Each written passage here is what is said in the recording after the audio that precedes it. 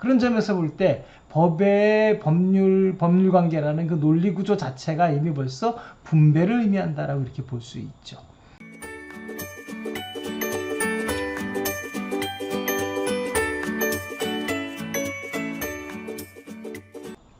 법적 정의가 분배 문제인 것은 단순히 철학적인 이론 문제가 아니에요. 실제로 법의 내용은 모두 분배와 관련되어 있어요. 법의 모든 조항들이 분배에 직간접적으로 연결되어 있는 거죠. 먼저 법이론을 한번 좀 다시 되돌아볼까요? 이미 잘 알고 있듯이 법은 사람과 사람의 관계를 법률관계로 규율해요. 법률관계는 그냥 사람과 사람, 주체의 관계가 아니라 일정한 사물, 즉 객체를 대상으로 사람과 사람이 대응하는 관계예요. 그리고 세상의 모든 사물이 그 객체가 돼 있단 말이에요. 따라서 세상의 모든 사물은 누군가가 권리를 갖고 있고 누군가는 거기에 의무를 지고 있는 거죠. 그러면 어떤 사물에 대해서 권리를 가진 사람은 그 사물을 향유하는 힘을 갖는 거죠. 향유한다는 게 뭐예요? 이게 나의 것으로서 누릴 수 있다는 걸 뜻하고요. 사회적으로 보면 내가 분배받고 있는 상태다 이렇게 말할 수 있죠. 그것에 대해서 의무자는 권리자가 그것을 향유하는 것을 방해하지 않는다거나 또 향유하는데 필요한 행위를 해줘야 되는 의무를 지고 있는 거란 말이에요. 그런 점에서 볼 때 법의 법률 관계라는 그 논리 구조 자체가 이미 벌써 분배를 의미한다라고 이렇게 볼 수 있죠. 이 정도의 설명만으로도 법이 모두 분배 문제를 다룬다라고 생각하는데 부족함이 없다고 생각되는데, 그래도 아직도 법하면 무엇인가 좀 멋있는 걸 생각하면서 이런 어떤 법이 분배 문제라는 것에 대해서 미심쩍어하는 사람이 있어서, 또 여기에서 재판 문제를 통해서 법의 실제가 사람들 사이에 사물을 분배하는 것이라는 걸 한번 좀 얘기해 볼게요. 재판제도를 왜 얘기하면요, 법조문이 무수히 많지만 이 법조문들이 결국은 이 법조문 사이에 다툼이 있으면 어디로 가나요? 재판으로 가게 된다고요. 재판에서 결론이 나게 되니까 현행에 나와 있는 모든 법조문들은 항상 재판에서 쓰여질 준비를 하고 있는 거죠. 그런 점에서 볼 때 이 재판에서 이 법조문들이 어떻게 쓰이는지를 알면은 바로 법조문들이 어떤 역할을 하는지를 알게 되는 거죠. 실제로 사람들이 법을 두고서 사회생활하다 다툼이 생기면은 재판을 가요. 궁극적으로 재판에서 해결되는 거죠. 재판은 법으로 하게 되죠. 사법이니까요. 그리고 법은 아까 이야기했듯이 법률관계로 규율되죠. 법률관계는 두 사람 사이의 권리의무관계, 또 국가라면 공권의무관계가 되어 있고요. 그러면은 이러한 어떤 권리의무에 관한 내용을 재판할 때는 바로 그걸 따지는 거예요. 당신 권리가 있습니까? 없으니까를 따진단 말이에요. 그 권리가 있고 없음에 따지는 이유는 뭐예요?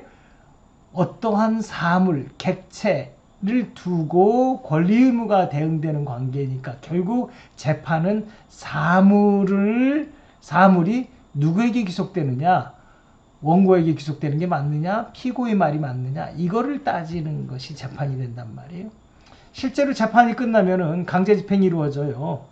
강제집행은 재판이 이루어진 내용 그대로 현실에서 재판 내용을 실현화하는 거죠. 실현하는 거예요. 강제집행은 재판에서 그대로 하는데 그 내용이 뭐냐? 현실 사물을 마땅히 가져가야 될 권리자에게 이전시켜주는 게 주된 일이란 말이에요. 이처럼 재판은 현실 사물이 누구에게 귀속되는지를 판단하는 것이 그 본질이고요. 결국 분배를 다룬다고 이렇게 볼 수 있어요. 사물에 대한 어떤 사람 관계, 이걸 법률관계라고 하는, 법률관계 자체가 이미 사물에 관한 사람과 사람의 관계라고 그랬기 때문에 그 본질적인 논리를 생각해 봐도 피할 수 없다라는 거죠. 조금 더 구체적으로 한 단계 좀 더 들어가 볼게요. 재판에 관해서. 법원 재판의 내용이 뭐냐를 살펴보는 거예요. 재판에서 나중에 재판을 다 끝난 다음에 법원이 재판할 때 그 내용이 어떤 내용이냐 도대체. 또 결국은 이 내용을 얻기 위해서 재판하는 거니까 원고가 청구하는 내용이기도 하죠. 민사재판을 살펴보니까 원고는 돈을 지급해, 상대방한테, 피고한테 돈을 지급해달라, 물건을 이전해달라, 또 부동산 등기 명의를 바꿔달라 뭐 이런 등 어떤 사물을 나한테 유리하게 분배해달라는 게 그 내용이고요. 법원은 그 원고의 청구 내용을 심사하는 거죠. 심사해서 판단할 때 그 가부 여부를 재판하는 거예요. 실제로 원고가 재판을 청구할 때 하는 청구 취지, 그 최종적 결론 부분을 청구 취지라고 그러죠. 원고가 바라는 거의 최종적 결론 부분. 그리고 그 청구 취지에 대한 법원의 답변.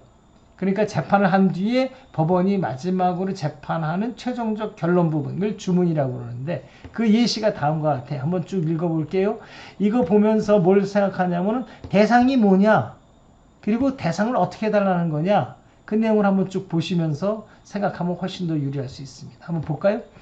피고는 원고에게 금 5천만 원을 지급하라. 피고는 원고에게 서울 블라블라 지사 벽돌조 슬라브 지붕 단층 점포 1층 30제곱미터를 명도하라.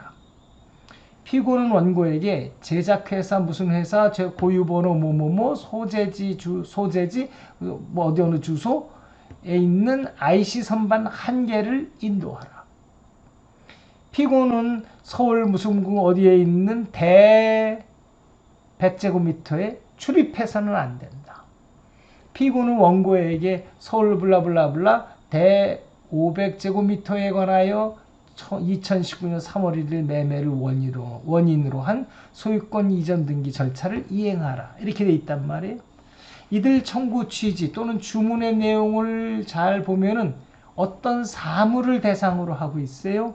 돈, 점포, IC 선반, 땅 이런 것들을 대상으로 하고 있고요. 그것에 대해서 어떤 피고가 어떤 행위를 해달 것을 제기하고 이렇게 기재되어 있다고요. 이 행위가 그 사물에 대한 피고의 의무죠. 그렇죠? 이 사물이 원고의 나의 것이니까 이 사물이 원고 입장에서 볼 때는 이것이 나의 것이니까 피고에게 넌 나에 대한 의무를 갖다 다하라 라고 하는 것이 재판의 요지이죠. 재판은 그래. 민사재판은 결국 뭐냐? 이렇게 원고가 주장해 오는 것을 대해서 피고에게 방어할 수 있도록 해줘. 피고도 변명할 것이 있고 또 그것이 아니라고 부인할 수도 있고 이런 방어를 하게 하고 그것을 법원이 양쪽에서 잘 듣고 결론을 내리는 절차예요. 결과적으로 민사재판은 뭐라고 볼 수 있냐면요. 권리 대상이 된 어떤 사물이죠. 사물을 원고에게 귀속시킬지 여부, 주장하는 대로 귀속시킬지 여부를 판단하는 국가작용이다 이렇게 보면 돼요. 궁극적으로 뭐예요? 나한테다 원고한테 달라는 거를 그것을 원고한테 줄 것인지 안 줄 것인지를 결정하는 문제죠. 결국 분배만제라는 거.